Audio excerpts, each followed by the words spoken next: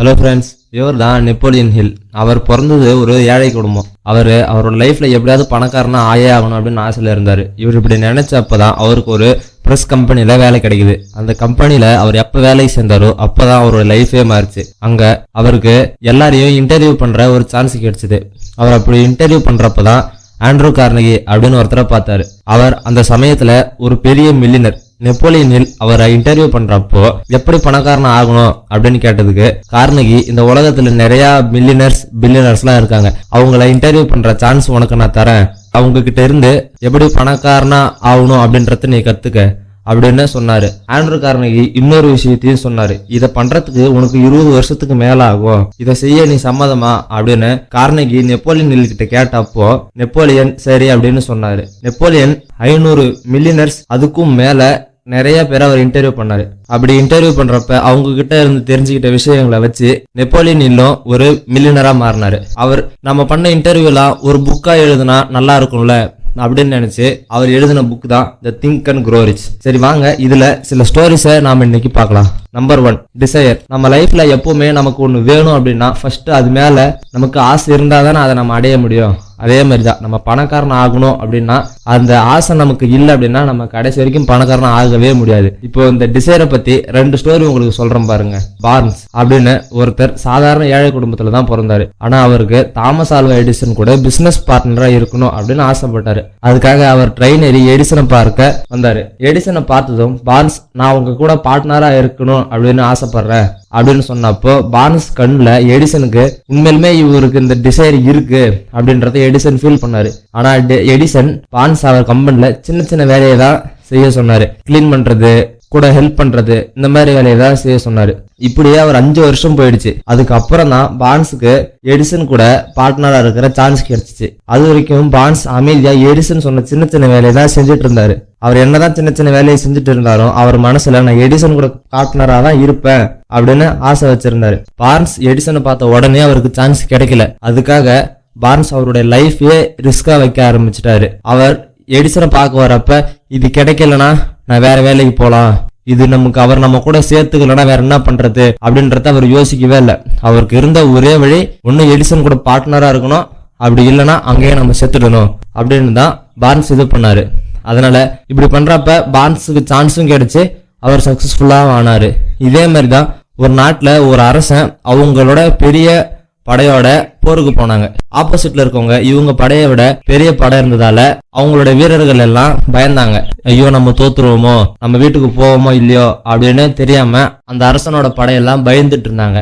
அரசன் என்ன சொன்னாரு, அவங்களுடைய வீரர்கள்கிட்ட சொல்லி நம்ம வந்த படகை நெருப்பு வச்சு எரிங்க அப்படின்னு சொன்னாங்க. சோல்ஜர்ஸும் போய் அந்த படகுகளை எரிச்சிட்டாங்க. அப்படி எரிக்கிறப்போ அந்த அரசர் அந்த சோல்ஜர்ஸ் கிட்ட எல்லாம் என்ன சொன்னார் அப்படின்னா, நம்ம வந்த படகு எரிஞ்சிடுச்சு, இதுக்கப்புறம் ஜெயிச்சாதான் நம்ம வீட்டுக்கு போலாம், ஜெயிக்கிறதுல மட்டும் நீங்க போக்கஸ் பண்ணுங்க அப்படின்னு சொன்னாரு. அந்த சோல்ஜர்ஸும் அந்த போர்ல வின் பண்ணாங்க, அவங்களும் அவங்க வீட்டுக்கு போயிட்டாங்க. அதனால நமக்கு ஒரு பர்னிங் டிசைர் இல்லை அப்படின்னா நம்மளால எந்த ஒரு விஷயத்தையுமே செய்ய முடியாது. அதனால நம்ம பணக்காரன் ஆகணும் அப்படின்னா அது மேல உண்மையான டிசைர் இருந்தா மட்டும்தான் அதுல நம்ம பணக்காரன் ஆக முடியும். Number 2, 6 steps attain your desire. நம்ம எப்படி பணம் வேணும்னு நினைக்கிற ஸ்ட்ராங்கான டிசைர் இருக்குதோ அதை நம்ம மைண்ட்ல இன்னும் ஸ்ட்ராங்கா பிக்ஸ் ஆகி ஒர்க் ஆக வைக்க இந்த 6 ஸ்டெப்ஸை நெப்போலியன் நம்மள ஃபாலோ பண்ண சொல்றாரு.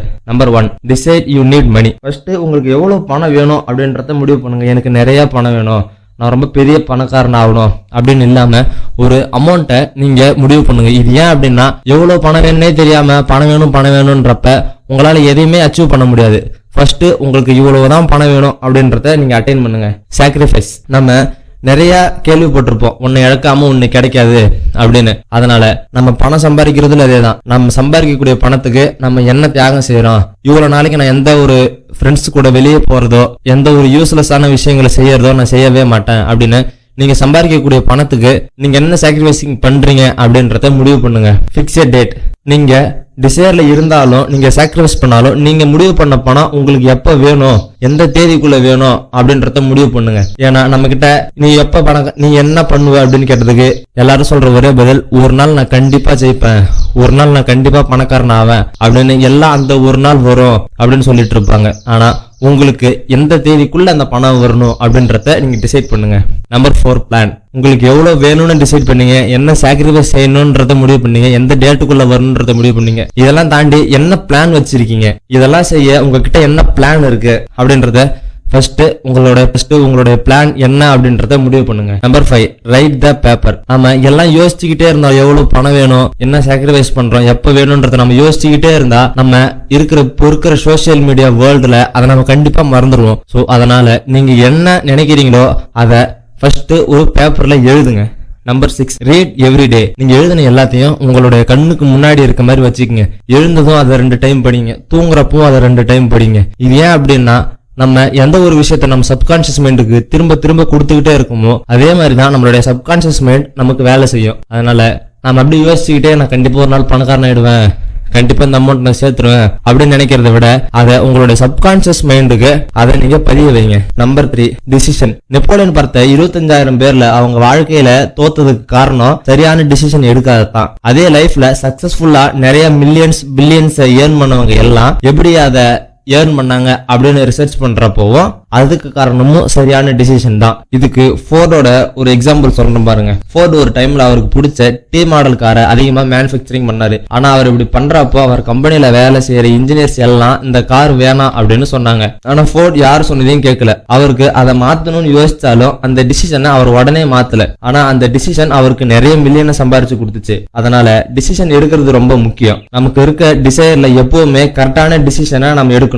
அவங்க சொன்னாங்க இவங்க சொன்னாங்க அப்படின்னு நம்மளோட டிசைருக்கு அடுத்தவங்களோட ஒப்பீனியனை வச்சு நம்ம டிசிஷன் எடுக்க கூடாது அப்படின்னு நெப்போலியன் சொல்றாரு. Number 4, persistence. நமக்கு என்னதான் பர்னிங் டிசைர் இருந்தாலும் அதுல பர்சிஸ்டன்ஸா இல்ல அப்படின்னா நம்மளால கடைசி வரைக்கும் அதை அட்டைன் பண்ணவே முடியாது. ஃபர்ஸ்ட் சாப்டர்ல பார்த்த மாதிரி தாமஸ் ஆல்வா எடிசன் கிட்ட வேலைக்கு போனதும் அவருக்கு வேலை கிடைச்சாலும் 5 வருஷத்துக்கு அவர் சின்ன சின்ன வேலையை தான் செஞ்சுட்டு இருந்தாரு. பொறுமையா பர்சிஸ்டன்ஸா அதை ஃபாலோ பண்ணிட்டு இருந்தாரு. இதை ஃபாலோ பண்ணாம போன உடனே அவருக்கு எடிசன் கூட பார்ட்னரா இருக்க சான்ஸ் கிடைச்சிச்சா? இல்ல அவர் சின்ன சின்ன வேலையை தான் செஞ்சுட்டு இருந்தாரு. இருந்தாலும் இன்னைக்கு எடிசனோட பார்ட்னரா அவர் இருக்காரு. அவருக்கு போன உடனே சான்ஸ் கிடைக்கல. அதுக்காக அவர் 5 வருஷம் பர்சிஸ்டன்ஸா வெயிட் பண்ணிட்டு இருந்தாரு. அவர் அந்த பர்சிஸ்டன்ஸ் இல்ல அப்படின்னா இன்னைக்கு அவருக்கு அந்த சான்ஸ் கிடைச்சிருக்காது. ஏன் ஃபோர்ட் கூட அவர் எடுத்த எல்லா டிசிஷனையும் பர்சிஸ்டன்டா ஃபாலோ பண்ணதாலதான் அவருடைய டி மாடல் காரை ரொம்ப சக்சஸ்ஃபுல்லா கொண்டு போய் அதை வச்சு அவர் மில்லியனையும் சம்பாதிச்சாரு. இந்த பர்சிஸ்டன்ஸை நம்ம ஃபாலோ பண்ண இந்த 4 விஷயத்த நம்ம கரெக்டா ஃபாலோ பண்ணணும் அப்படின்னு நெப்போலியன் சொல்றாரு. First, motive. நம்ம எந்த விஷயத்துல பர்சிஸ்டன்டா இருக்கிறோமோ அந்த விஷயத்துல என்ன மோட்டிவ்காக அதை நம்ம பண்றோம் அப்படின்றத தெரியணும். சரியான விஷயத்துல மோட்டிவ் நமக்கு இல்லைன்னா கண்டிப்பா நம்ம பர்சிஸ்டன்டா ஃபாலோ பண்ணவே மாட்டோம். Number 2, plan. அப்படி இருக்கிற மோட்டிவ்ல அதுல நம்ம என்ன பிளானை வச்சு நம்மளோட அடுத்த மூவ் கொண்டு போறோம் அப்படின்றத தெரிஞ்சு வச்சிருக்கணும். Number 3, avoid negative people. நம்ம ஒரு விஷயத்த செய்யறப்ப உன்னால இது முடியுமா, உனக்கு எதுக்கு இந்த வேலைலாம், எதுக்கு டைம் வேஸ்ட் பண்ற அப்படின்னு நெகட்டிவ் பீப்புள்ஸ் நம்ம கிட்ட அந்த மாதிரி சொல்றப்ப நம்ம பிரெயின் டிசப்பாயின்ட்மெண்ட் ஆகி அந்த பர்சிஸ்டன்ஸை நம்ம கடைசி வரைக்கும் ஃபாலோ பண்ணவே முடியாது. அதனால நெகட்டிவ் பீப்புள்ஸ் அவாய்ட் பண்ணிக்கங்க. Team forming. நாம மோட்டிவா இருந்தாலும் நம்ம கிட்ட பிளான் பர்சிஸ்டன்ஸ் எல்லாமே இருந்தாலும் அதை நம்ம ஒரு நல்ல இடத்துக்கு கொண்டு போறதுக்கு நமக்கு ஒரு நல்ல டீம் வேணும். அதனால நீங்க ஒரு டீமை உங்களுக்கு ஏத்த மாதிரி நீங்க பில்ட் பண்ணுங்க. லாஸ்டா, thanks for investing your time friends. சேனலை மறக்காம சப்ஸ்கிரைப் பண்ணுங்க. இந்த வீடியோவை உங்க ஃபேமிலி அண்ட் ஃப்ரெண்ட்ஸுக்கு ஷேர் பண்ணுங்க.